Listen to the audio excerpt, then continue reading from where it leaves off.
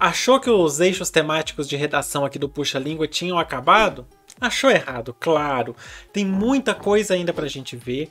E hoje nós vamos ver um eixo muito importante. Por quê? Porque pode ser que caia na redação do Enem. Claro, se nós estamos trabalhando aqui é porque tem possibilidade. Até porque esse assunto que nós vamos ver tem um espectro temático muito grande em volta dele. Mas fica a dica.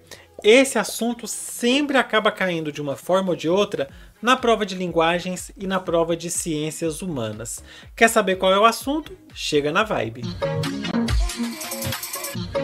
Nosso assunto de hoje é moradia e antes de mais nada, tá aí para você a nossa tela de conhecimento prévio, beleza? Para você testar os seus conhecimentos. Então, o seu assunto é moradia. E aí eu preciso que você liste aí, você vai fazer no seu caderno, bonitinho, como em todos os eixos temáticos, você vai colocar um fato histórico relacionado com moradia, uma obra cultural que você possa usar para discutir esse assunto, um aspecto positivo do assunto moradia, certo? Nossa, a moradia é importante por várias coisas, lista uma. Um aspecto negativo, ou seja, um problema envolvendo moradia no Brasil e, por fim, uma ação de intervenção, alguma coisa que possa ser feita para resolver esse problema que você colocou aí, beleza? Pausa o vídeo, faça essa atividade e depois você continua aqui assistindo. Muito bem, vamos começar então com os nossos fatos históricos. Nós vamos começar com a grande reconstrução de Londres após o grande incêndio de 1666. Esse histórico incêndio, ele ocorreu em 1666, obviamente, como você já percebeu, e destruiu uma parte grande da cidade medieval de Londres. Depois desse desastre, a cidade foi reconstruída sob a supervisão de arquitetos como Christopher Wren, e o novo plano de reconstrução incluía ruas mais largas, edifícios de tijolos e pedra, para substituir as construções antigas de madeira, que, é claro, facilitavam o incêndio se propagar, né? Madeira bastante inflamável. E aí essa reconstrução moldou a aparência de Londres. Foi um planejamento urbano que foi feito ainda em 1666. Mais um fato histórico, a construção de cortiços nas cidades industriais no século XIX. Você sabe muito bem que durante a Revolução Industrial as cidades da Europa cresceram muito rápido por causa da alta concentração de indústrias.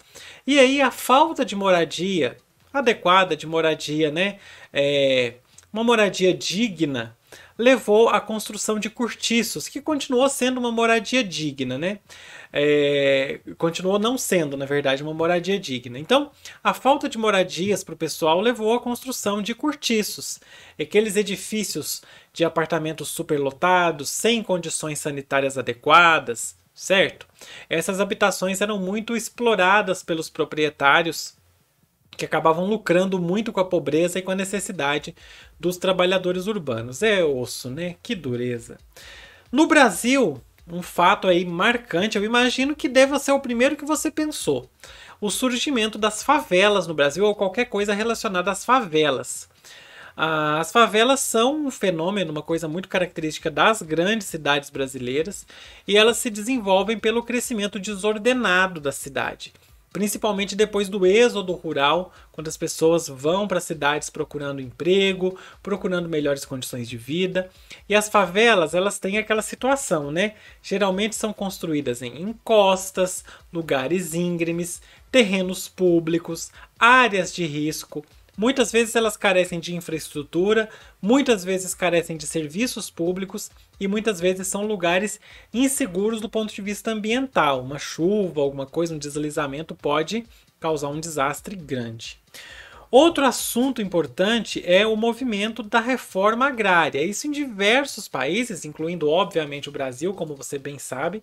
A reforma agrária é uma questão histórica muito complexa, presente em vários países. E aí a busca é pela redistribuição de terras, para a gente ter justiça social no campo. O objetivo é proporcionar uma distribuição mais equitativa da terra entre os trabalhadores rurais, para a gente ter uma redução da pobreza e um desenvolvimento sustentável nas áreas rurais. Essa questão da reforma agrária é muito abordada pelos movimentos sociais, pelos governos, pelas organizações internacionais. Isso tudo o quê? Gente que busca solucionar esse problema da concentração desigual de terra. Outro assunto importante e que apareceu muito na mídia e que por isso é muito relevante, pode até ser um tema de redação interessante aí, na verdade é uma ótima coisa para poder a gente criar um tema de redação até aqui para o canal, quem sabe? A ocupação de prédios abandonados por movimentos sociais. Na verdade, essa redação aí ficou um pouco ambígua, né?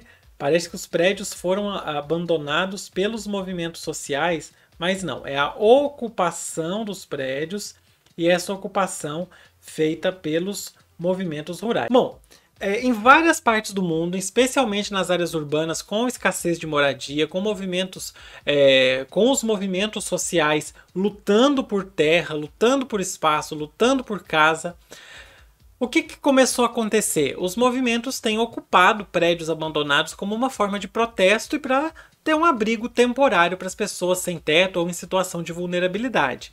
Essas ocupações são frequentemente realizadas por grupos que querem chamar a atenção das autoridades pela questão da moradia e também para a questão da necessidade de soluções para a falta de habitação adequada. Dá um ótimo tema de redação esse aí. Vou providenciar para você aqui no canal, na nossa playlist de temas de redação. Se você não sabe, nós temos uma playlist aqui com vários temas para você escrever redação. Fica o card aí para você. Cada vídeo tem um tema, os textos motivadores, tudo bonitinho. Pois é. Então, próximo item da nossa lista é o crescimento da especulação imobiliária em cidades em rápido desenvolvimento. A especulação imobiliária é um fenômeno que os investidores vão comprando propriedades com o objetivo de lucrar com a valorização futura do imóvel. Isso aí tem conchavo político, o cara que compra em acordo com o vereador, o prefeito, o deputado tal, aí o deputado, o vereador, o prefeito manda verba para poder melhorar tal região e valoriza o imóvel daquele amigo dele e acontece. Então, muitas vezes sem importar com o uso ou com o impacto social desse imóvel, compra mesmo só como investimento. Esse processo pode levar ao aumento do preço das moradias, a gente tem visto isso aí, né? Tornando-as inacessíveis para a população de baixa renda, além de contribuir para a gentrificação de bairros tradicionais, que são aqueles bairros que vão sendo tomados por especuladores e vão mudando toda a dinâmica do bairro e acaba que tem gente que sai do bairro, né? Os moradores mais antigos, mais pobres e tal, vão saindo do bairro e deixando ali aquele contexto social que eles estão acostumados. O item número 7 aí é para você preencher com aquela ideia que você tenha colocado lá no começo e que porventura eu não mencionei aqui, beleza? Aproveita e menciona as suas ideias aí nos comentários para poder ajudar outras pessoas também. Não trate o coleguinha como concorrente, beleza? Vamos tentar ter um pensamento comunitário aí, todo mundo se ajudando. Agora, alguns dispositivos da Constituição Federal que vão tratar desse assunto, da moradia, certo? O artigo 6º da Constituição Federal estabelece que são direitos sociais a educação, a saúde, a alimentação, o trabalho, a moradia, o lazer, a segurança, a previdência social, a proteção à maternidade e à infância e a assistência aos desamparados. Uma coisa importante é que você pode colocar, de acordo com o artigo 6º da Constituição, entre outros direitos sociais, ela menciona, sei lá, agora eu não estou fazendo a redação correta, né, porque estou na espontaneidade aqui. Mas o artigo 6º da Constituição Federal determina que a moradia é um dos direitos sociais garantidos aos cidadãos brasileiros. Certo? Artigo 7º, inciso 4º, prevê o direito do trabalhador urbano e rural ao salário mínimo, capaz de atender às suas necessidades básicas e as de sua família. Salário mínimo também conhecido como Pincher Zero, né? Sabe aquele cachorrinho que é desse tamaninho? Pois é. Salário mínimo é tipo aquele cachorrinho, né? Bom, pequenininho, não dá conta de muita coisa, frágil, coitado. Pois é. Capaz de atender suas necessidades básicas. Olha o que o artigo, olha que o artigo 7º, ele dá um pano para manga para discussão tão bom para você fazer toda uma redação em volta disso aí. prevê o direito do trabalhador urbano e rural ao salário mínimo capaz de atender suas necessidades básicas e as de sua família, incluindo moradia, alimentação, educação, saúde, lazer, vestuário, higiene, transporte e previdência social. E aí eu te pergunto, imagine que a pessoa imagine que a educação e a saúde aí não sejam a educação e saúde pública, o SUS e o sistema de educação público. Imagina que a pessoa tenha que realmente pagar isso aí com o salário mínimo, porque o que o artigo fala é isso, que o salário mínimo tem que dar para pagar isso aí. Um salário mínimo dá para pagar moradia, pensa, aluguel. Só o aluguel já é um salário mínimo, praticamente. Alimentação, educação. Já parou para pensar o preço de uma mensalidade escolar? Saúde, uma consulta particular a 300, 400 reais. Lazer, vestuário, higiene, transporte e previdência social. Para a pessoa poder pagar isso tudo aí, o salário mínimo tinha que ser pelo menos 6 mil reais. Inclusive tem estudo que fala, né, que o ideal é que o salário mínimo fosse por volta de 6 mil reais em 2023.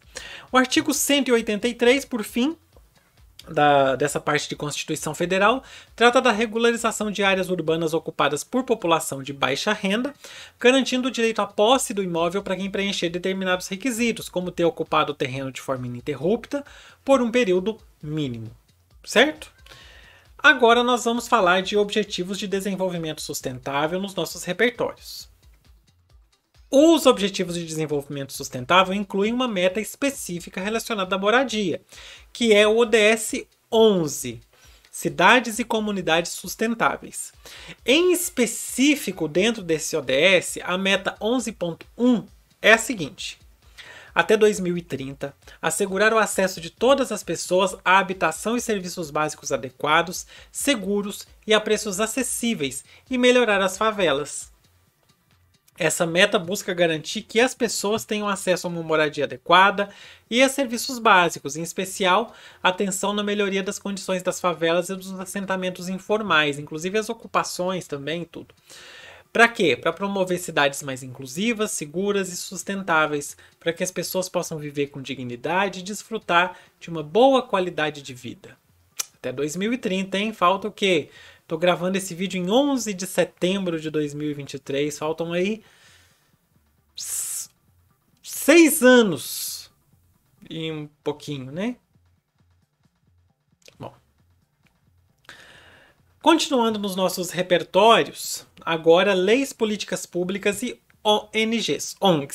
Primeiro a gente tem um programa muito famoso que você pode mencionar, que é o Minha Casa Minha Vida. É uma política habitacional lançada pelo governo federal em 2009. O objetivo é subsidiar a aquisição ou construção de moradias para famílias de baixa renda, promovendo o acesso à moradia digna. O problema é esse: o programa possui diferentes faixas de renda, atendendo desde as famílias mais carentes até aquelas com renda mais elevada. Ele também estimula a parceria com a iniciativa privada e as entidades sem fins lucrativos para a construção de unidades habitacionais. Mas isso é um risco tão grande, porque meu apartamento aqui foi de Minha Casa Minha Vida, foi de financiamento da Caixa. Sinceramente, se eu não tivesse muita disciplina com dinheiro, e é uma coisa que eu felizmente tenho, eu estava todo enrolado em dívida aí. Porque é muito difícil. No fim das contas, você acaba pagando 3, 4 apartamentos. Pois é. Bom, o Estatuto da Cidade, é a Lei 10.257 de 2001, é uma legislação que regula a política urbana no Brasil. E aí a gente tem diretrizes para o desenvolvimento urbano, para a função social da propriedade, para o planejamento do espaço territorial, para a participação popular na gestão das cidades e para a política habitacional. É uma lei bem completa, né? Por isso é um estatuto.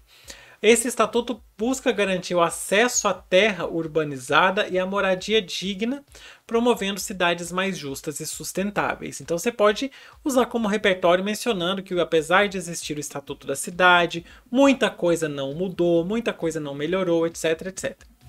Nós temos também no Brasil a Lei de Regularização Fundiária, que é a 13.465 de 2017. E ela tem como objetivo de disciplinar a regularização fundiária urbana e rural no Brasil. Busca tornar legais áreas que foram ocupadas irregularmente, permitindo a titulação de posse, que determine que fulano é dono desta terra, e propriedade para famílias que vivem em terrenos que não têm regularização. Também é uma boa lei para você mencionar. Nós temos a lei do inquilinato, que é a 8.245 de 91, e ela regula as locações de imóveis urbanos no Brasil, estabelece os direitos e os deveres do locador e também do locatário, regras para reajuste de aluguel, como que vai despejar a pessoa em caso aí de não pagamento, em outros casos, e também vários outros aspectos do contrato de locação, para proteger o interesse de ambas as partes e garantir relações mais equilibradas. Nem sempre funciona, né? Por isso que é uma boa para você mencionar. A nossa querida Dora Aventureira que o diga, né? A Dora, como é que é o nome dela? Dora... eu esqueci o nome dela. Eu chamo ela só de Dora Aventureira, que teve todo o rolê do apartamento que ela reformou e acabou valorizando o apartamento pro proprietário. Caos. Nós temos também no Brasil o Plano Nacional de Habitação, que vale até 2040, por isso é o Planab 2040.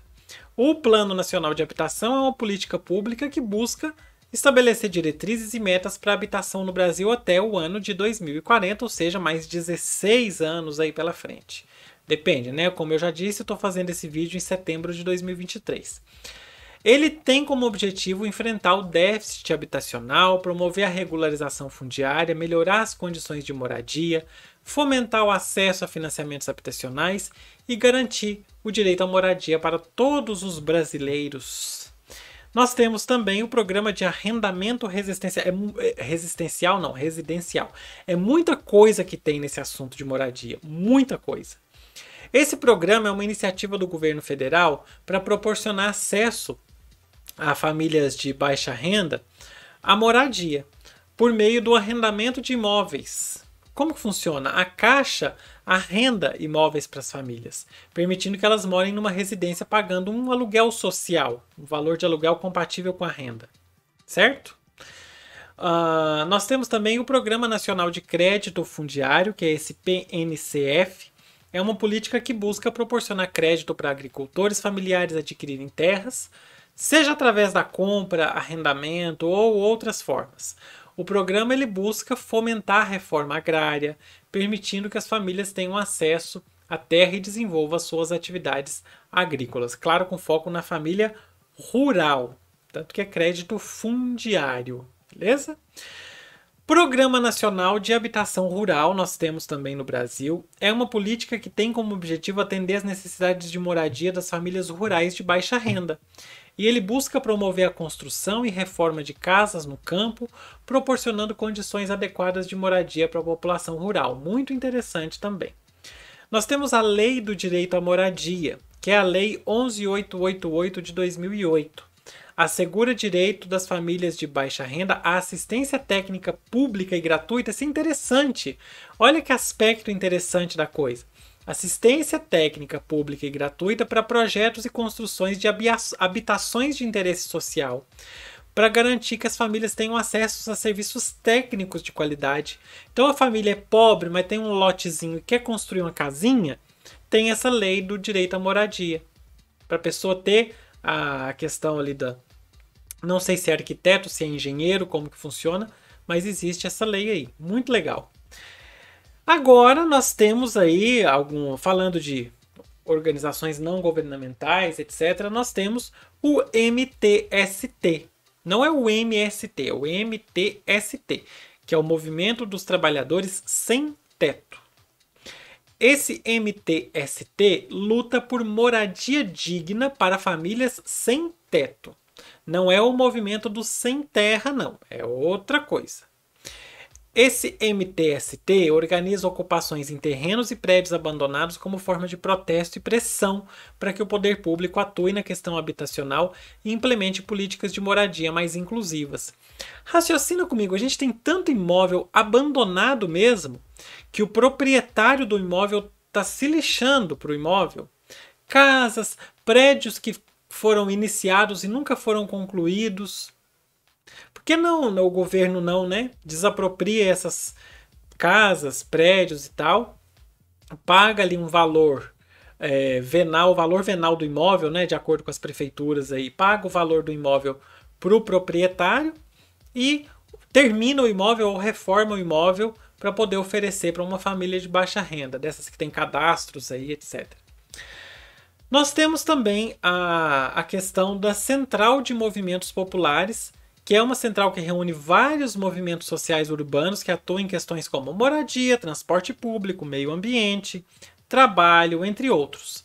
Essa CMP busca articular ações e reivindicações para promover uma cidade mais justa e democrática. E por fim, nós temos a União Nacional por Moradia Popular, a UNMP, que é uma organização para articular movimentos populares e entidades que lutam pelo direito à moradia no Brasil. Trabalha em várias frentes para garantir acesso à moradia digna e combater o déficit habitacional no país. Então, várias organizações não governamentais, várias coisas para você, né, saber mais aí sobre moradia. Bom, agora aqui nós vamos ter os repertórios de obras culturais. Eu acredito, na minha humilde opinião, que pode ser que você tenha mencionado esse primeiro aí. Quando eu pedi para você mencionar uma obra cultural, um filme, uma série, uma música, qualquer coisa, eu imagino que grande parte das pessoas pensa logo nesse primeiro. Esse primeiro que nós temos é o quê?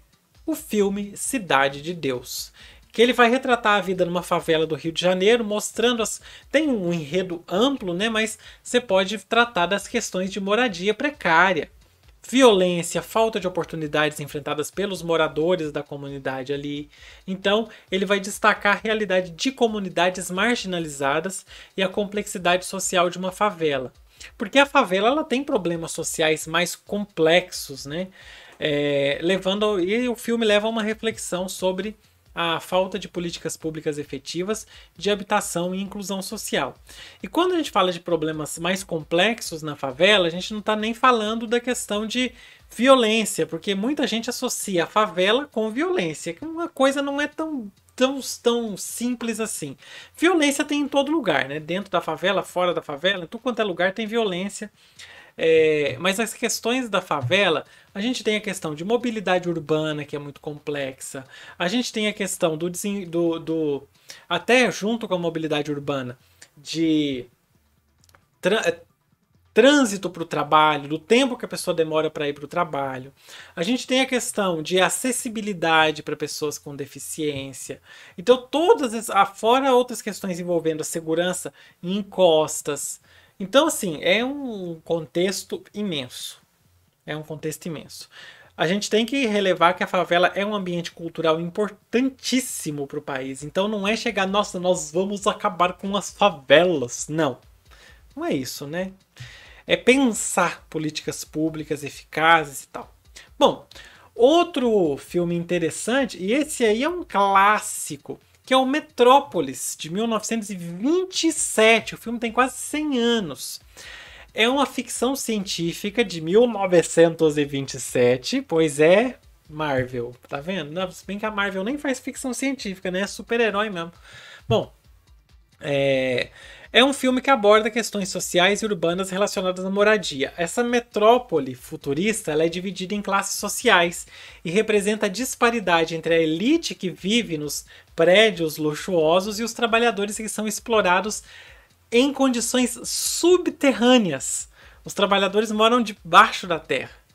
E essa divisão social e as condições de vida nas profundezas podem ser usadas para discutir as desigualdades na distribuição do espaço urbano. Assiste esse filme. Vai valer a pena, vai por mim. Você vai poder usar em tanta coisa, não só em moradia, mas em tanta coisa que vale a pena se assistir. Outro filme interessante é o Aquários, que aborda a resistência de uma mulher idosa, que é interpretada pela maravilhosa Sônia Braga, que se recusa a vender o seu apartamento num prédio de frente para o mar, mesmo sob pressão de especuladores imobiliários. A obra então vai suscitar essas questões sobre moradia, especulação imobiliária, o papel das comunidades na preservação de espaços urbanos, etc. Tem uma série que eu não coloquei aqui. Na verdade, a série nem é sobre esse assunto, mas é que tem uma série que eu assisti espanhola chamada Entrevias, que acontece exatamente um processo assim. Tem um senhor que não quer vender, tá todo mundo vendendo as casas, lojas, apartamento e tal, e estão tentando comprar um prédio, e esse senhor tem um apartamento nesse prédio, ele não quer vender. E o empresário que quer comprar, ele está fomentando a violência na região, o tráfico de drogas, justamente para os moradores antigos saírem. É o processo de gentrificação purinho. Então a série também é bem legal. É uma série muito boa, eu gostei. Nós temos aí, por falar nisso, a série Habitar Habitat, de 2004, que é uma série documental que traz à tona a realidade de pessoas que vivem em favelas, ocupações e áreas irregulares. Mostrando aí relatos e imagens, ela permite a gente compreender de forma mais profunda os desafios enfrentados pelas comunidades, faz a gente refletir sobre a falta de políticas habitacionais e sobre as desigualdades sociais no país. Temos também a série 3% da Netflix, que muita gente já viu, eu já vi. É uma série de ficção científica, claro, mas essa série aborda o tema da moradia num contexto distópico. Os personagens... É uma série muito boa para tratar também de desigualdade social, né? Porque os personagens eles são submetidos a um processo de seleção para viver numa sociedade perfeita, só que só 3% desses candidatos são aprovados. E aí a gente tem dois lugares muito distintos. O Mar Alto, que é onde moram essas pessoas que foram aprovadas no processo, e esse Mar Alto tem habitações muito luxuosas, enquanto o Continente, que é o lugar onde moram as outras pessoas, tem uma realidade cruel, com as casas caindo aos pedaços, falta de tudo. Temos também o documentário Era o Hotel Cambridge. Acompanha a ocupação do edifício Cambridge em São Paulo por refugiados e famílias sem teto. Através de histórias pessoais, testemunhos, o filme traz à tona essa realidade das pessoas que vão se encontrando em situação vulnerável ali. E destaca também a luta por moradia digna, o poder da coletividade, muita coisa legal. Temos também o livro, obviamente a gente até falou de Cortiço aqui já, o livro O Cortiço, do nosso querido Aloísio Azevedo, publicado em 1890, ele vai retratar a vida dos moradores num cortiço no Rio de Janeiro no século XIX. Nossa, esse livro é cruel. Aborda questões como superlotação, insalubridade, falta de estrutura, as relações sociais na habitação coletiva, a animalização do homem. É maravilhoso. Maravilhoso. E temos o curta Teto de Lona. São cerca de 2.000 famílias associadas ao MTST que tomaram posse de um terreno abandonado num bairro de alto padrão do Morumbi, em São Paulo, em setembro de 2014. E aí o curta investiga o que motiva essas famílias a ocuparem essa propriedade. O último item aí é para você preencher com aquele filme, aquela série, aquele livro, aquela música que você colocou lá no começo e que eu, por acaso, não mencionei aí. Tratando agora da argumentação, nós vamos passar, obviamente, para os aspectos positivos. Nós sempre começamos pelos aspectos positivos. Então aí vai. Aspectos positivos da moradia. Se liga. Primeiro, estabilidade e segurança. Por quê? Porque a moradia digna oferece estabilidade e segurança para as famílias. Proporciona um espaço habitacional garantido, as pessoas podem viver sem medo de serem despejadas, sem medo de perderem o lar, sem medo de fazer uma reforma e depois o dono do apartamento pedir o apartamento. Essa segurança habitacional é fundamental para que as famílias consigam planejar o futuro, estabelecer raízes na comunidade e criar um ambiente estável para o crescimento de crianças e jovens. E aí vai um depoimento pessoal. A minha vida mudou depois que eu comprei minha casa. Mudou. É aquela sensação de saber que você tem um lugar seu, que você tem que cuidar, mas que aquele lugar é seu, que você não... Sabe? É foda. 2. Melhoria na qualidade de vida. A moradia adequada é essencial para melhorar a qualidade de vida dos indivíduos e das famílias. Quando a casa é bem estruturada, com condições boas de saneamento, com boa iluminação, com boa ventilação, isso contribui muito para a saúde física e mental dos moradores. Além disso, a moradia digna oferece privacidade, conforto e dignidade, promovendo o bem-estar geral das pessoas que moram ali. Item número 3, o desenvolvimento das crianças. A moradia digna tem um papel muito importante no desenvolvimento infantil. Quando a criança cresce nesse ambiente seguro, nesse ambiente adequado, ela tem muito mais, muito menos preocupações que vão atrapalhar que ela desempenhe o máximo do seu potencial. A gente sabe que o ideal seria que todas as pessoas tivessem boas condições, né? Às vezes as pessoas até normalizam, mas fulano passou fome, não tinha casa, não sei o que, conseguiu vencer na vida. Sim, sempre tem uma pessoa, duas, três, quatro, algumas. Mas o ideal é que todo mundo não precisasse passar fome algum dia na vida para poder vencer, não precisasse ter uma casa caindo aos pedaços, etc. Certo? Então, a casa estável e com boas condições ajuda no aprendizado, na socialização, na formação da personalidade das crianças. Isso é um bom argumento que você pode utilizar, beleza? E aí nós vamos ter cidadãos mais produtivos, mais engajados na sociedade, com uma saúde melhor, com uma saúde mental melhor. Item número 4, a inclusão social. Por que a inclusão social? Porque a moradia digna tem é um elemento muito importante para ter a inclusão social das famílias. Como assim? Quando a gente tem um espaço adequado para vivência e para convivência, as pessoas podem participar da comunidade, elas acabam se sentindo parte integrante da sociedade. Existe uma sensação de pertencimento àquele local, com aquelas outras pessoas que são os vizinhos, certo? E aí a gente acaba tendo a solidariedade, fortalecimento de laços. Isso acontece até por acaso, sabe? Do nada você vê que você está criando laços com aquelas pessoas que moram ali perto. Isso reduz o isolamento, reduz a marginalização. É muito importante por isso também. Tem também um impacto na saúde pública, por quê? Eu até já mencionei isso, né? Quando a gente tem boas condições sanitárias na moradia, a gente reduz o risco daquelas doenças que estão relacionadas à falta de higiene, à falta de água potável, à falta de acesso a saneamento básico, certo? Então, as moradias dignas são menos propensas a abrigar vetores de doenças, como insetos, roedores, resultando numa comunidade mais saudável. Nós temos também o estímulo à economia. Investir em moradia digna não só atende a uma necessidade social básica, mas também estimula a economia local e nacional. A construção e melhoria das moradias criam empregos no setor da construção civil, movimentando a economia e impulsionando outros setores relacionados. Além disso, famílias com moradias adequadas têm mais segurança financeira. Olha só, é claro, se você não precisa pagar aluguel, por exemplo, você vai ter dinheiro para gastar com outras coisas. Mas o que eu falo de estímulo à economia, eu vou dar um exemplo para você. Aqui onde eu moro, são 3 condomínios. Cada condomínio tem, eu não sei, o meu tem 192 apartamentos. Tem um que fica, o meu é o do meio. Então tem um que fica, um mais alto, que tem 300 apartamentos, se não me engano, e tem um outro que fica mais para baixo que tem 200 e poucos apartamentos.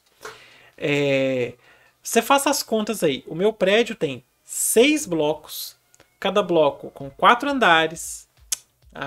Cada bloco com 8 andares, cada andar com 4 apartamentos. Fez as contas? 192. Então tem 6 blocos, cada bloco 8 andares, cada andar 4 apartamentos. O outro condomínio, o maior, tem iguais, se não me engano, são iguais 6 blocos, só que os blocos com 12 andares e cada andar com 8 apartamentos. E o outro, que é o de baixo, tem 7 blocos, cada bloco com 8 andares e cada andar com 4 apartamentos. Faça a matemática aí. Agora pensa, era um lote vago, imenso. O que o pessoal fazia era motocross aqui. E aí construíram esses 3 condomínios. Pensa quantas famílias estão morando aqui agora. Existiu um impacto para o bairro. Então, o supermercado do bairro, que era desse tamanho, agora é imenso. Fez uma reforma, um supermercado gigante. Agora tem pizzarias grandes no bairro. Então movimentou toda a economia do bairro a criação de 3 condomínios. Entende? Então isso aí vai fazendo a coisa circular. Inclusive, muita gente que mora nos condomínios trabalha no próprio bairro, por causa, né, que houve essa expansão aqui. Agora, o item 7 é para você colocar aquele argumento que você, por acaso, pensou, mas que eu não mencionei aí. Aproveita e menciona nos comentários também, beleza? Agora, na nossa argumentação, os aspectos negativos. Não é aspecto negativo de ter uma moradia, porque ter uma moradia, né? É claro que tem sempre os pontos negativos quando, por exemplo, o meu apartamento deu infiltração nos vizinhos de baixo. Sempre tem dessas coisas. Mas o que a gente fala aqui de aspectos negativos é a questão dos problemas relacionados à moradia no Brasil. A gente já discutiu vários aqui, vamos voltar neles. Primeiro, o déficit habitacional. A gente tem um significativo déficit habitacional no Brasil, falta moradias adequadas para atender a demanda da população. A gente tem milhões de famílias vivendo em condições precárias, em favelas, ocupações, em áreas irregulares, sem acesso à moradia digna. Nós temos o problema da falta de políticas habitacionais efetivas. Apesar de nós termos o Minha Casa Minha Vida, a escala das políticas habitacionais muitas vezes não é suficiente para suprir a demanda. Eu vou te dar um exemplo. Em 2017, foi quando eu financiei meu apartamento. Na verdade, eu financiei em 2017, mas eu comecei a pagar as parcelas, se não me engano, no começo de 2019. Eu não sei, não lembro quanto era o salário mínimo no começo de 2019. Mas eu lembro, vou até pesquisar aqui enquanto eu converso com você. Salário mínimo 2019. Vamos ver quanto era o valor. Ó, o salário mínimo em 2019 era de R$ 998 reais. E eu pagava de parcela do apartamento R$ 930 reais. Então, apesar de existir o Minha Casa... E o meu apartamento é um apartamento de 54 metros quadrados com, tipo, 2 quartos, cozinha e sala conjugada, sabe? Pequenininho. Agora pensa, como que o Minha Casa Minha Vida vai atender um público que ganha salário mínimo? Sendo que às vezes uma parcela é um salário mínimo. Entende? Então a gente tem um problema aí. A gente tem a faixa mais baixa do Minha Casa Minha Vida, mas até para a faixa mais baixa é um negócio bizarro de difícil. Sabe? Então, a escala não é suficiente para atender a demanda. E também a gente tem falta de planejamento adequado, tem uma burocracia absurda e tem a corrupção imensa que pode prejudicar a efetividade dessas políticas. Taxas, impostos, coisas absurdas. Absurda. Para fazer a transferência do imóvel para o meu nome aqui na minha cidade, a taxa era quase R$ 4.000. E aí quando eu terminei de pagar o meu financiamento, eu fui lá e eu ainda tive que pagar mais acho, quase R$ 400 só para anexar o documento de que eu terminei de pagar na escritura do apartamento. São coisas assim, taxas de cartório criminosas. Então é muito problema que existe. Desculpa o desabafo. Temos também a especulação imobiliária, que eu já falei, né? A busca pelo lucro, então os preços dos imóveis vão aumentando e a aquisição de moradias vai ficando cada vez mais inacessível para quem é de baixa renda. E aí agora a gente tem o valor do aluguel também aumentando loucamente. Nós temos a favelização e as ocupações irregulares. O crescimento desordenado das cidades levou ao surgimento das favelas e das ocupações irregulares, em que as condições... Eu não estou... aqui eu estou meio generalizando, mas sem generalizar. Mas tem algumas situações em que as condições são precárias, certo? Com falta de infraestrutura básica e de serviços públicos. Eu vou marcar para eu dar uma redação melhor aqui também, porque não são todas as favelas que têm uma situação caótica, mas muitas têm. Regularização fundiária. Então, a falta de regularização fundiária também em áreas ocupadas irregularmente impede que muitas famílias tenham acesso à propriedade formal de suas moradias, o que gera insegurança e vulnerabilidade. A pessoa mora ali, ela está naquela terra há tempo, mas ela não tem o documento. Nossa, pensa o medo. Concentração urbana. Então a gente tem muitas cidades que sofrem com a concentração urbana, muita gente vivendo no mesmo lugar. Áreas muito densas, né, com densidade populacional alta e com poucas opções de moradia acessível. A gente tem impactos das mudanças climáticas. Essas mudanças climáticas podem agravar problemas de moradia. A gente tem enchentes, deslizamentos de terra, e aí comunidades de áreas de risco são sempre as mais atingidas, obviamente. Temos o problema da desigualdade social no Brasil, que aí a gente tem, né, um pano para manga imenso para falar de desigualdade social. Nós temos o acesso a financiamento. Muitas famílias de baixa renda têm dificuldade de obter acesso a financiamento para a moradia, por causa da falta de comprovação de renda, burocracia do sistema bancário, é um caos. Tudo que está relacionado a banco é um caos. E nós temos as condições de infraestrutura. Muitas moradias em áreas informais não possuem acesso adequado a serviços básicos, como água potável, esgoto e eletricidade. Isso não é só em cidade pequena, interior, não. Cidade grande tem muita situação assim. Ok? O item número 11 é para você preencher com aquele que você colocou lá no começo e eu, por acaso, não mencionei aqui. Passando para a terceira parte do nosso material, vamos às propostas de intervenção. Ações que você pode sugerir para resolver os problemas. Primeiro, obviamente, o aprimoramento das políticas habitacionais. Investir em políticas habitacionais efetivas, como o programa Minha Casa Minha Vida, para garantir que atendam de forma mais ampla as necessidades da população de baixa renda. Também criar mecanismos de monitoramento e avaliação dos resultados dessas políticas públicas, buscando aperfeiçoá-las e adaptá-las de acordo com as demandas sociais e as mudanças no nosso cenário habitacional. Outra é a regularização fundiária e a urbanização. Então, qual que é a ação que você pode sugerir? Priorizar a regularização fundiária em áreas ocupadas irregularmente, dando título de propriedade para as famílias e garantindo a segurança habitacional dessas famílias. Também urbanizar essas áreas, levar água, esgoto, rede elétrica, pavimentação, tudo para melhorar as condições de vida dessas pessoas.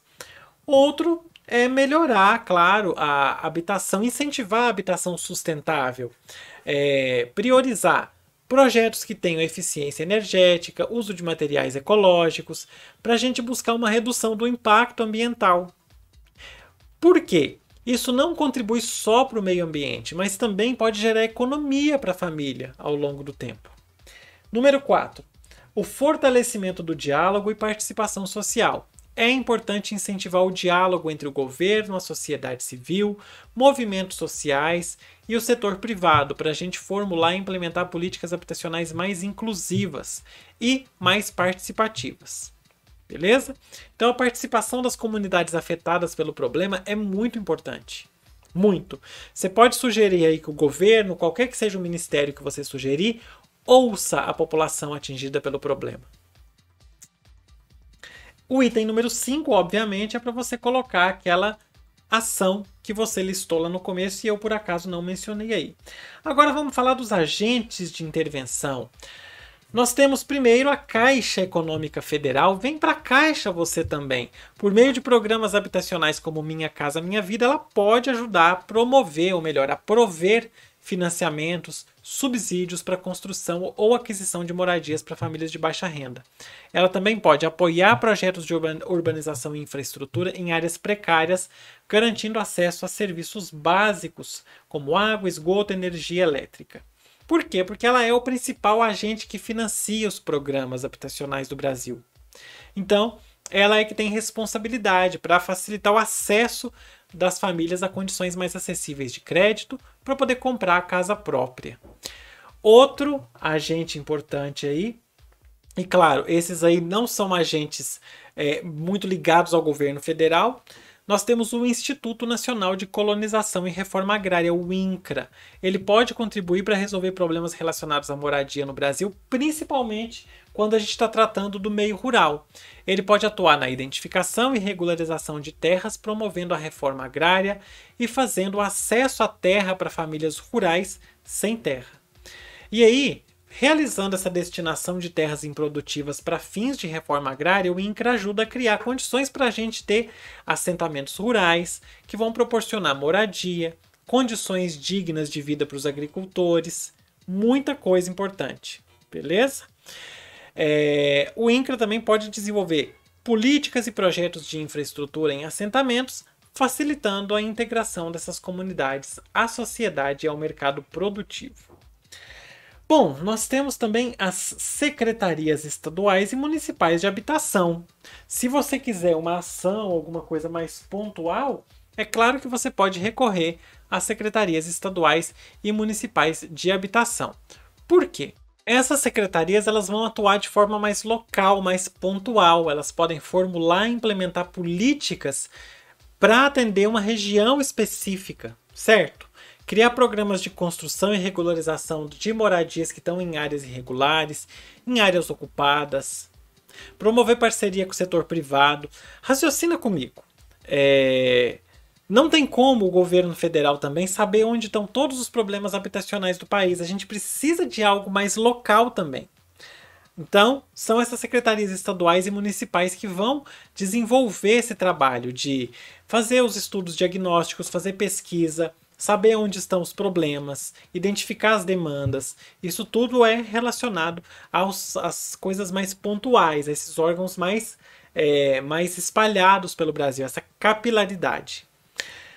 Nós temos também o movimento dos trabalhadores sem teto, o MTST, que eu já mencionei. Como ele mobiliza a sociedade civil e as comunidades, ele tem também esse papel de promover a organização, promover a conscientização das comunidades para desenvolver ações coletivas que vão buscar aí, garantir acesso à moradia, também à infraestrutura básica para as ocupações. Aí já é uma ação, né, um pouco menos relevante se a gente parar para pensar, porque a gente vai estar só unindo as pessoas aí em busca de melhoria.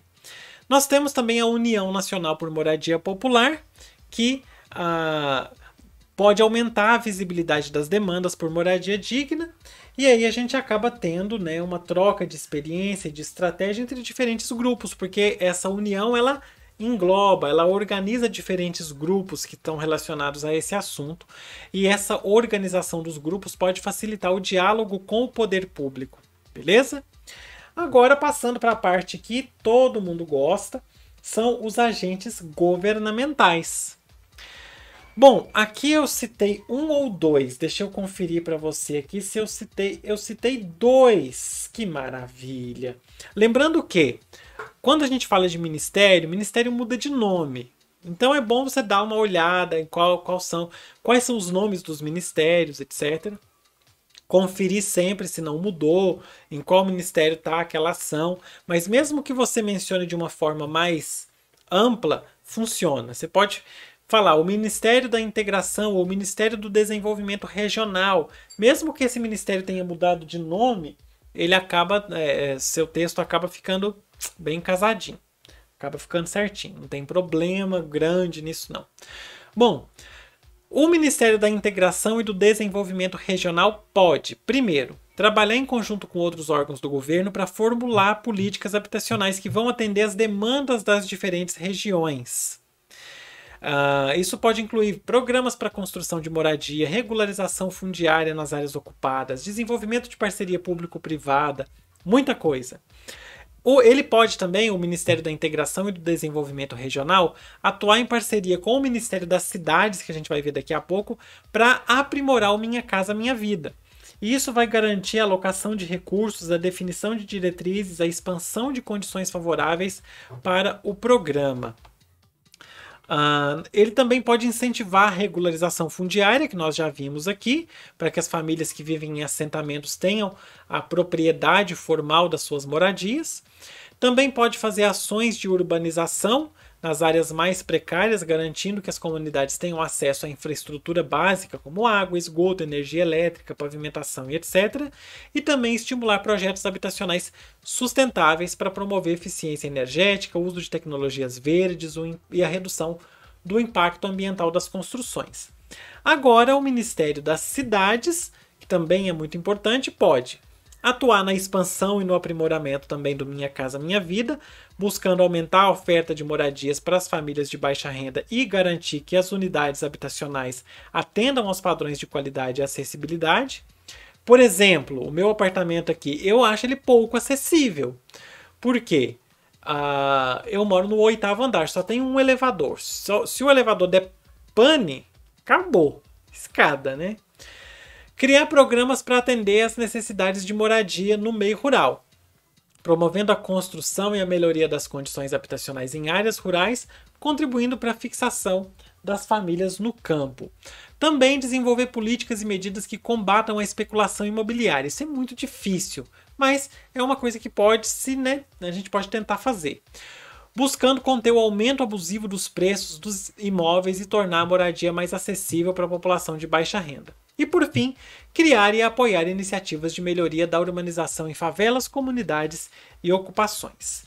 Por fim, o nosso quarto item é o item de aprofundamento, que eu deixo um assunto para você estudar por dia da semana. Então, o assunto da segunda-feira é a especulação imobiliária. Você vai tirar 20 minutinhos, vai procurar um vídeo no YouTube vai dar uma olhada sobre o que é a especulação imobiliária.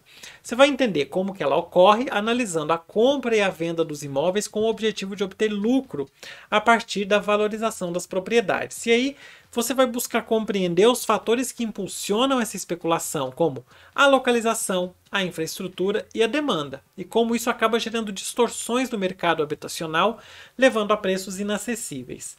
Na terça-feira, você vai pesquisar o que é a gentrificação, que ocorre quando áreas urbanas que antes eram degradadas ou de baixa renda passam por revitalização e valorização, atraindo novos moradores E aí você vai compreender os impactos sociais desse fenômeno, como o deslocamento de moradores de baixa renda, a descaracterização cultural dos bairros e a perda de espaços públicos acessíveis. Porque tem a galera que só está interessada no...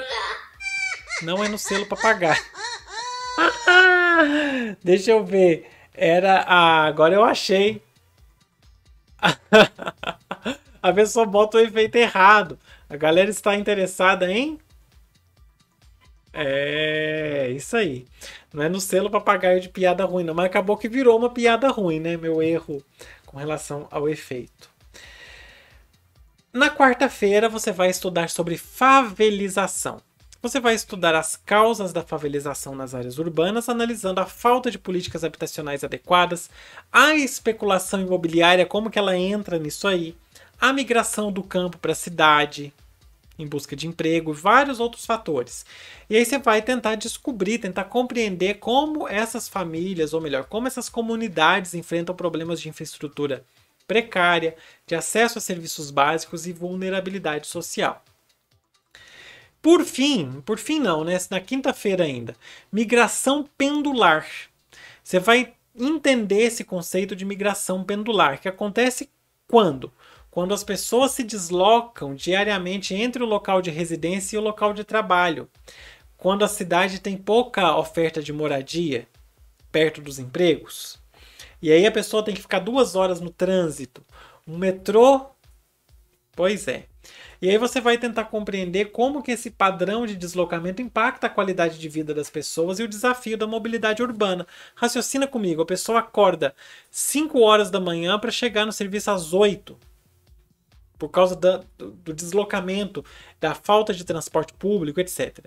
E na sexta-feira, você vai terminar a semana estudando sobre desenvolvimento urbano sustentável, explorando as abordagens de desenvolvimento urbano, né, sustentável, obviamente, analisando a importância do planejamento urbano integrado, eficiência energética nas construções, implementação de soluções modernas, né, para a gente ter as moradias mais adequadas, inclusivas e ambientalmente responsáveis. Certo? E aí você vai buscar exemplos de projetos que priorizam a sustentabilidade e seus impactos positivos na qualidade de vida das comunidades. E aí você pode até usar um desses exemplos na sua redação, dependendo do tema. Ok? Então é isso. Esse foi o nosso eixo temático da moradia. Bora fechar. Aliás, eu gostaria de lembrar que aqui, ó, você pode ajudar o meu trabalho fazendo o seu Pix pelo QR Code ou pelo e-mail puxalingua@gmail.com. Mas se quiser contribuir com o Pix também, eu fico muito feliz, que aí nem a taxa do patrão eu pago, né? Quando eu recebo o Pix. Tem o recurso Valeu Demais, que é do próprio YouTube, você encontra aqui embaixo, ou você pode curtir, comentar e compartilhar esse vídeo, que já vai estar ajudando bastante, se você não puder contribuir assim. Aproveita, se inscreve no canal, que ainda tem muito eixo temático pra gente explorar até o fim dessa jornada. Ativa as notificações clicando no sininho, e aqui em cima tem playlist com todas as aulas com eixos temáticos de redação para você, beleza? Meu beijo, até a próxima, fui, tchau!